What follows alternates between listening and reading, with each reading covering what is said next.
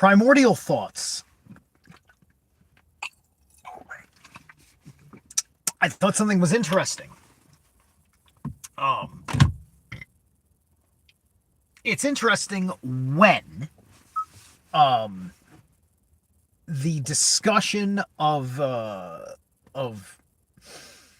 flat earthers, meaning by anybody who is not a flat earther, pops up into the discourse.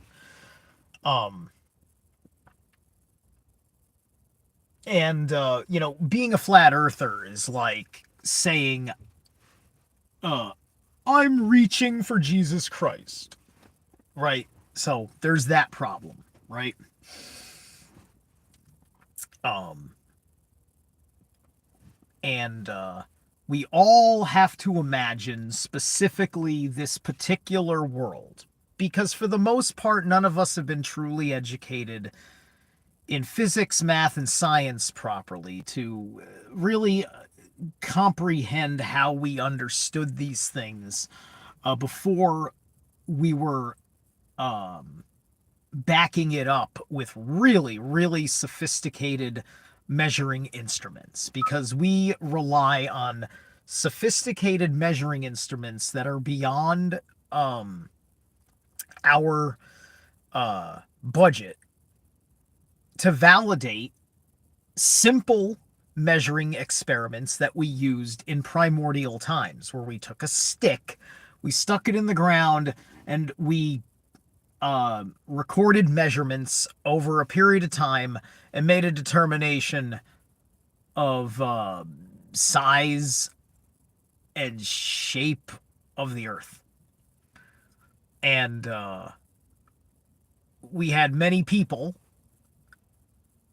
in history that went with what those Greeks and a few other civilizations had tested for themselves, and then adopted anything along those general lines of thinking. And this was meant to be the merit by which we were allegedly expanding our migration patterns, expansion of empire in particular. If you were more of a nomadic persons in primordial times, you didn't take the time for this stuff, right? In the past, probably, yeah, the bigger civilizations might have said that the world was a globe or something. But how come we don't find any artifacts of their models of the world, except for flat models of the world? And I'm talking about in the classical period, right? We don't find anything at all, is my point. That may have been their consensus in books. You know, their consensus in the conversation of the congresses, so on and so forth. Good thing these people had writing, right? Meaning, which, by the way, literacy was, for everybody but the thrall. You were a slave, an outsider, or whatever. You were not raised within that society with literacy until you earned it. Or maybe never, because it was your lot in life. Right? Or you learned it and then had to hide it, meaning that you're not the motherfucker that published it. You just use that for your own fucking purposes of living day by day, because whether you like it or not, you're a goddamn fucking thrall. You're in slave territory. And then one could make the argument that because Flat Earth is so Christian related, and the relationship between Christianity and slavery before before paganism lost favor. How's it going, Mojo Shop? Thank you for the much love. So we've been running those primordial thoughts about our attitudes forever. And so a whole lot of people then gets shunned away from just exploring it. Right? I explore flat Earth because I enjoy the possibilities that it opens me up to, some of which I see as saying, well, that works in the round Earth model too. So, me looking at the flat Earth model can help me understand the globe Earth model better because I can find this thing because the flat Earth models are more mystical. They're more mythical. It works in mythical mindset in building fantasy universe, right? Somebody who makes Dungeons and Dragons style worlds for a fucking living, they often will make their world flat as part of making it more mythological, right? And obviously, you don't want to, like, well, no, here's what it is. It's building up the technological power to shape the world this way. And what we're doing is we're arguing over agreement about the shape of the world. And then the world will take that shape. And the stupid thing is that it'll look exactly the same, but it will also now be that shape. Because the world is a globe right now, because the consensus psyche can hold space for it to be a globe, because we're all projecting reality. And if you understand aspects of the human eye, if you understand the aspects of the human mind, if you understand your nervous system, if you understand how the informed field works and the ethers and scalar energy and how everything's connected as such, and how remote viewing works within that entirety of a construct, you'll realize that, because time and space can be slipped in and out of in a certain level of consciousness that powers manifestation,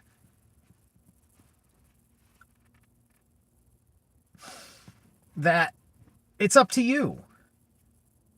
But it's not up to you. It's like I can't just will this world. Like, wouldn't it be interesting for a month if this world was like Halo? It was Ringland, and I was just staring and just like, whoa, and you just see it all going up like that, like in Halo. Holy shit, right? But I can't do that. I would have to get everybody to agree. Maybe dragons existed because we agreed that dragons existed. And then that eventually translated through sympathetic magic to people manifesting dragons by some particular means of science and magic.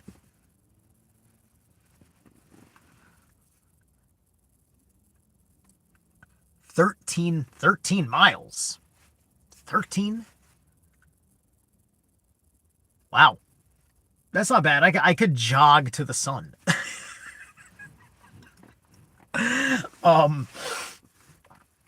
Yeah, Chris is great. I think Chris knows me. I think Chris knows who I am. I mean, a lot of people know who I am. I am friends with Slick Dissident and Chance Garten, and I got a lot of friends. My heart wavers in this uncomfortable place. This very uncomfortable place.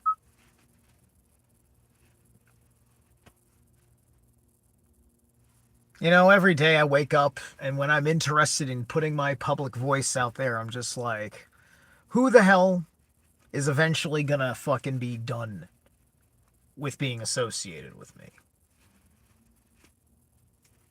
That's a weird thing that just runs through my head that probably a whole fuck ton of people actually have as an internal whatever. But nobody ever makes space to talk about that. Right? And that's why I love having the space for Flat Earth. Because it is so hated, but is so much, it's so useful. It is useful in the way that talking about Lord of the fucking Rings is useful, right? Saruman doesn't exist as a primordial entity. Saruman is an interpretation of a different primordial entity. And that overlay, especially in its basic persona for entertainment, is more like an egregore as a mythological allegory. And if you can get esoteric on that allegory, then you start realizing the things that Sauron represents, especially when you understand not just what Sauron has done, but where Sauron comes from. How that narrative of him is woven into the understanding of what he is and the nature of why his power is as demonstrated through the primary tale. That's right. Yeah. I'm on a handful. Last time I was on was like an art thingy. I did like one talking session. Otherwise, I was kind of practicing my guitar on mute.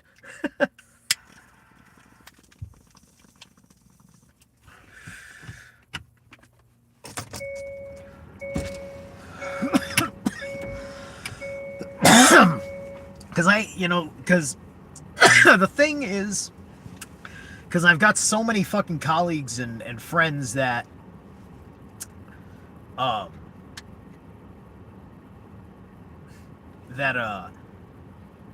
they spend more time in the narrative of thinking they need to fucking fight against flat earthers, like, hey man, these trends are gonna come, they're gonna go, as such, right? It's just a question of how in their face in your life they are. And then speaking about it is mostly a dispelling process, right? You just, because all you're doing is speaking the magic words that makes the conversation go away. And if the person's identity is connected to the conversation, they go away, right? I love fucking Thomas Sheridan. And I don't care to say I think he's wrong. He's a very smart man. He's older than me, right? And very wise, very witty. He's a fucking champion of Ireland. And so, fuck it. That's fucking reason enough to say, okay, I'll trust you. I mean, I know that I just know that if something really fucking shows itself in a certain direct kind of manner with the right, rational facts lining up, it would change his mind. Right? And not about anything that's already dumb. I'm talking about an angle that you're not hearing, right? Because, there's been a fucking flat earth grift for fucking ever. We see modern grifters. We see how the grift was in the turn of the century. Right? Intentionally giving, it's a very mesmeristic presentation because it's all appeal to the core idea of look at this is the construct of God, not a fucking crazy dead universe, right? And of course, because it's loaded with the baggage of Jehovism, nobody wants to live in the construct of God, so fuck that belief system. And that's why I agree. I can't psychically support most flat earthers because they're using it to build a new Jehovian prison. That's why I'm not there. I'm staying out of that world. I see that trap. I see it consuming people. I don't want to be associated with people that can't fucking look at it right.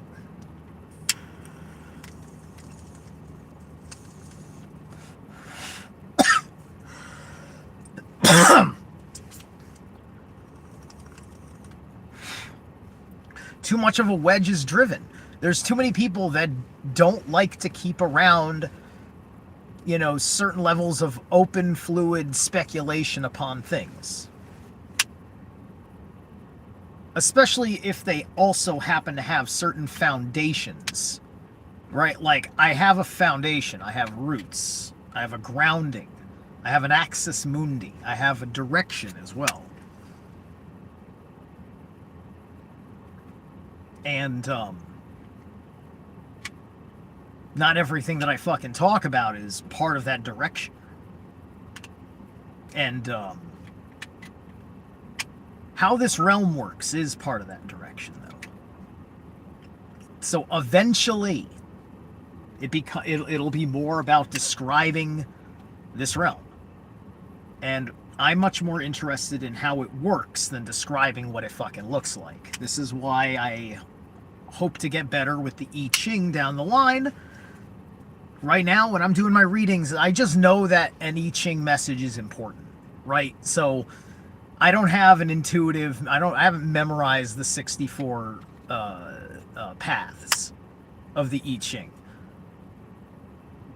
But I definitely can build that interpretation as I go. And eventually important ones will pop out to me, and then eventually most of the whole of the network will reveal itself to me. Every time I've done it this way, I have leveled up on hyper-dimensional levels of genius. And sometimes I am not being a hyper-dimensional genius, and I'm with you to have fun. Or I'm only using 15% of it, or whatever. Right? So there are videos out there where I probably don't seem as fucking wowsy as another time. It's like kind of like I'm being a different guy. And my Libraic nature, and I have Venus and Gemini. And so part of my process of authenticity is that I have two authentic sides to myself.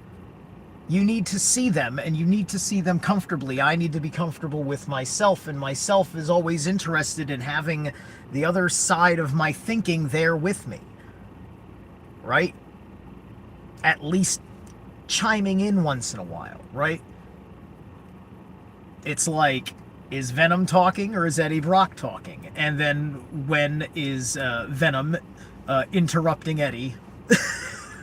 You see? This idea?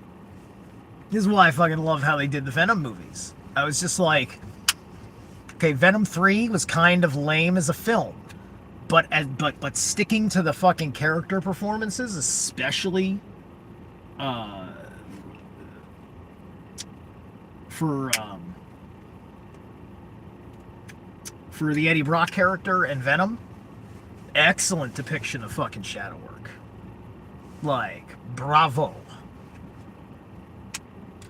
Are you a particle or a wave? I am a particle that is waving. People are such idiots. They're such idiots.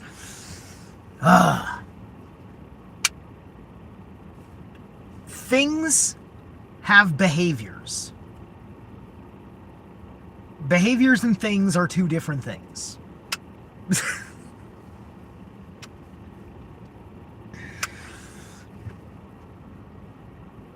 Because how would they know that there's a wave if there wasn't something waving? And they're saying that the wave inherently is. No, it's just the particles are waving. That's all that's happening. It's a particle that is waving, as opposed to a particle that's being shot somewhere, or a particle that's being thrown around. It's just what they're doing with the fucking particle. That's all it fucking means. They just don't understand why it waves. Because they're idiots. And they don't understand the power of human perception. By the merit of measurement, it changed the result, which was a Futurama joke.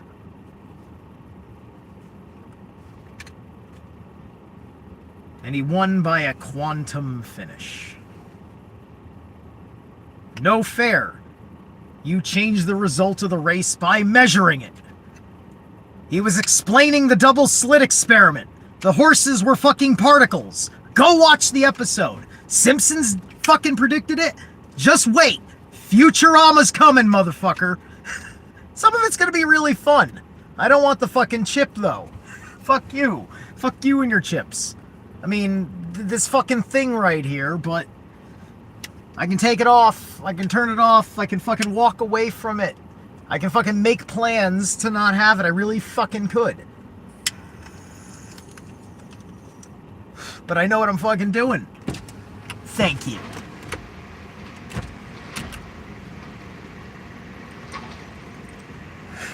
So right, you know, if a particle is sedentary, that's just what's up. Dude, they're lying to you with language. This is why the whole fucking 1 times 1 2 is fucking stupid. Because they're lying about language. He's just fucking with you about the language of how you write a fucking math problem out. Ah!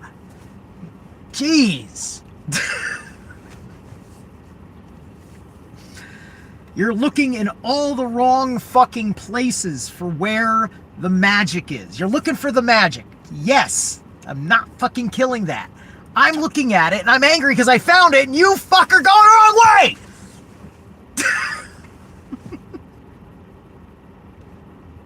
It's fucking hysterical.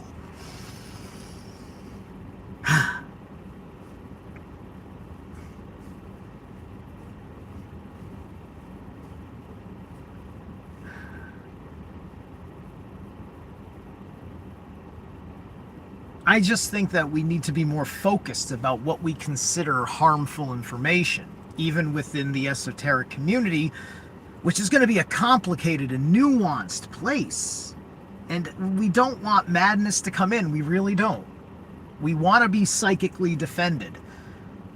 But the heart, the mind, and the gut need to be in accord. And I don't think a whole lot of people are are walking through life this way. Including people that who have fucking heard me talk about this manner of the harmony of the three selves. Harmony of the three selves is one of the biggest fucking things in my core, personal, everyday fucking work. Every fucking day, it's heart, head, and navel. Qigong, fucking essential oils, yoga routine. Every day, the three selves are attended to first thing when I wake up. There are 3 of me that needs to wake up with the sun every fucking day, so I never come to work and just feel like shit. And I never feel like shit. I never fucking feel like shit. People that break my heart are the only fucking thing in this world that make me feel like shit. And that's it. That's fucking it.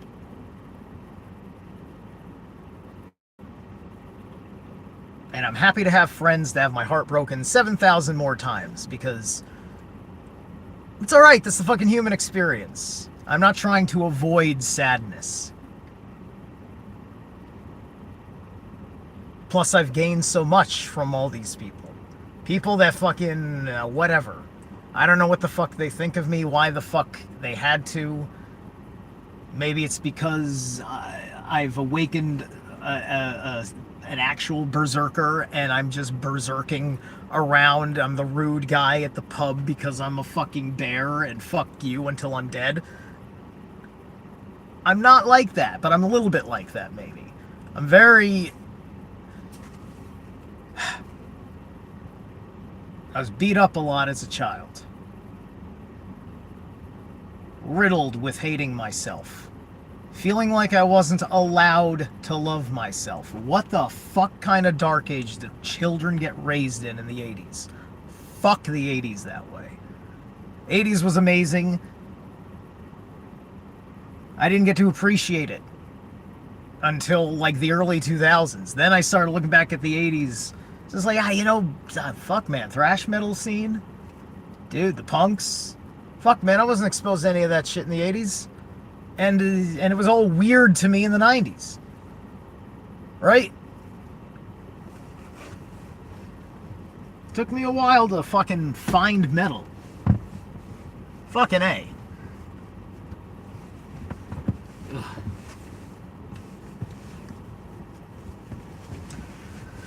Ugh. Alright.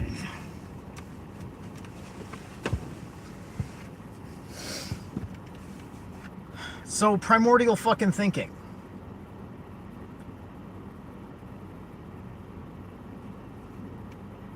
How do you construct your thoughts properly, right? This is why I like the Box Saga, because its modus operandi is primordial thought process, which is hysterical because most everything starts with sexual innuendo because, well, you wanted a fucking creation story that involves you on a personal, individual level who knows that you came from sex. So let's find out all those words about sex and why. And then understand that then that context was then also applied to everything because it was never intended to be just about the sex, but you're really asking about this very like primordial physiological things happening in physics all being explained on a certain mythological level, talking about the goddamn fucking sun and the goddamn fucking earth having a fucking relationship, and this is creation here, and we're sitting in some sort of super womb.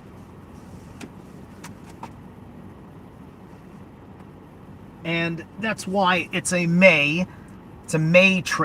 The May is the matrix. And then the trick part, as far as